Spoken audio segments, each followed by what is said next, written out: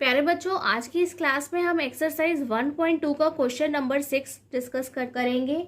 तो हम देखते हैं, व्याख्या कीजिए कि दिस और दिस भाज्य यानी कि यह और यह भाज्य संख्याएं क्यों हैं।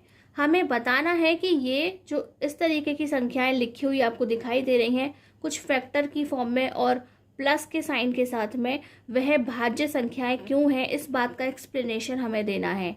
Explain why this and this are composite numbers. ठीक है, हमें बताना है। जबकि प्यारे बच्चों, आपको देखने में कैसा लग रहा होगा, ये प्राइम नंबर्स आपको दिखाई दे रहे हैं और यहाँ पर आपको प्राइम नंबर और कंपोजिट नंबर दोनों साथ साथ दिखाई दे रहे हैं।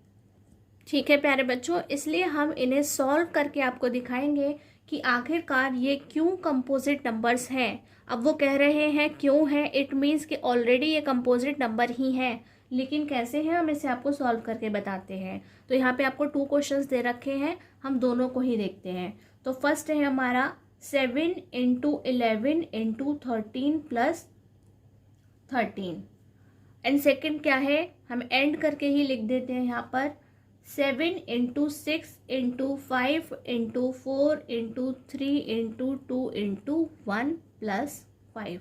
तो प्यारे बच्चों, आप एक एक करके सॉल्व कर सकते हैं, ये ऊपर देन उसके बाद ये नीचे सॉल्व कर सकते हैं।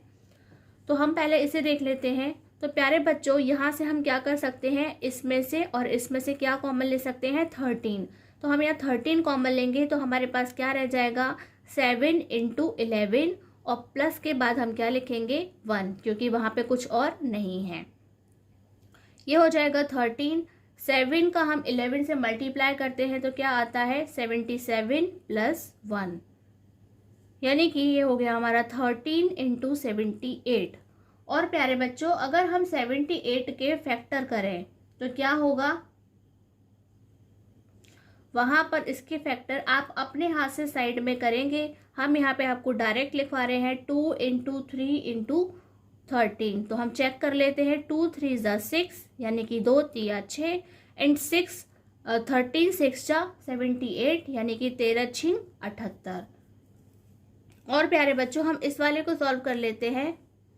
तो हम यहाँ पर देखते हैं कि यहाँ से हमें क्या कॉमन मिल सकता है। ये पूरा एक नंबर है और ये इसके साथ में +5 है, यानी कि 5 दोनों जगह आता है। तो हम 5 को यहाँ से कॉमन ले सकते हैं और ये अंदर क्या बचेगा, 7 × 6 × 4 × 3 × 2 × 1, और ये इसकी जगह भी हमें क्या लिखना है, 1। तो प्यारे बच्चों, ये काफ़ी लंबा मल्टीप्लिकेशन है, आप इसे पूरा एक बार साइड में मल्टीप्लाई करिएगा। और हम इसे डायरेक्ट लिख रहे हैं 1008 + 1।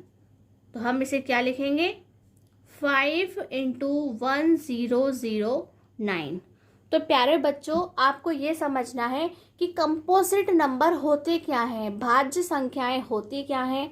तो ऐसी संख्याएं जिनके यदि फैक्टर किए जाएं तो वह अपने ही टेबल से और उसके साथ साथ 1 की टेबल से भी कट होते हों, और उसके साथ साथ प्यारे बच्चों वहाँ पर और भी नंबर्स होने चाहिए जो इनके फैक्टर के रूप में, गुणनखंड के रूप में दिखाई देते हों, यानी कि हम उनसे डिवाइड कर सकते हैं।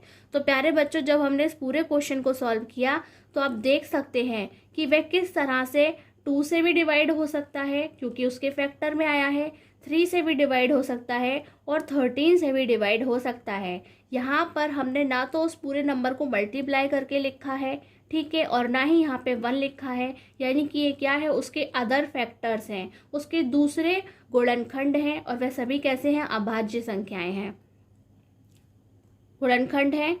और प्यारे बच्चों, जब हम इस क्वेश्चन को देखते हैं और हम उसे सॉल्व करते हैं तो आपको क्या दिखाई दे रहा है कि जब हम इसको पूरा सॉल्व करेंगे, इट मीन्स ये वैसे तो नहीं लिखा हुआ है, ठीक है, इनटू के फॉर्म में लिखा है, यानी कि तो प्यारे बच्चों, आप देख सकते हैं कि अगर इस पूरे नंबर को हम एक बार सॉल्व करके लिखते हैं तो हम उसे 5 से भी डिवाइड कर सकते हैं, भाग कर सकते हैं, विभाजित कर सकते हैं, और 1009 से भी इस पूरे नंबर को हम विभाजित कर सकते हैं, डिवाइड कर सकते हैं।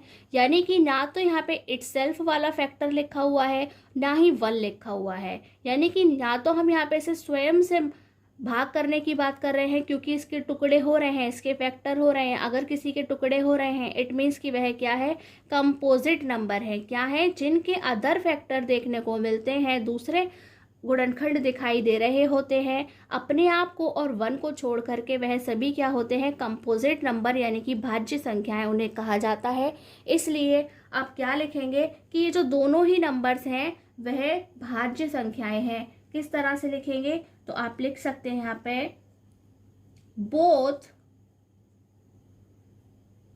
नंबर्स हैव मैनी फैक्टर,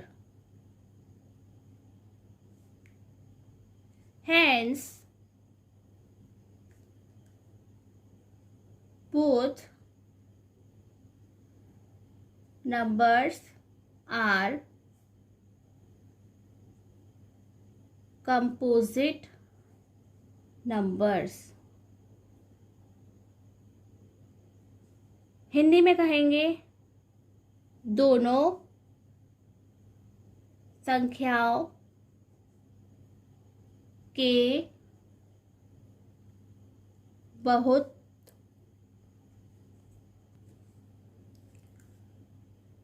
गुणनखंड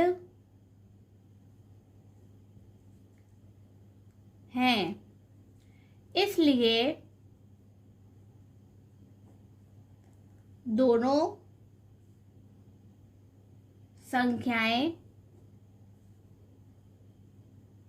भाज्य संख्याएं हैं। इस तरह से आपको अपना पर आंसर देना है। प्यारे बच्चों, अभी भी यदि आपको इसमें कोई डाउट हो तो आप हमसे कमेंट बॉक्स में पूछ सकते हैं। आज की क्लास में बस इतना ही। नमस्कार, धन्यवाद।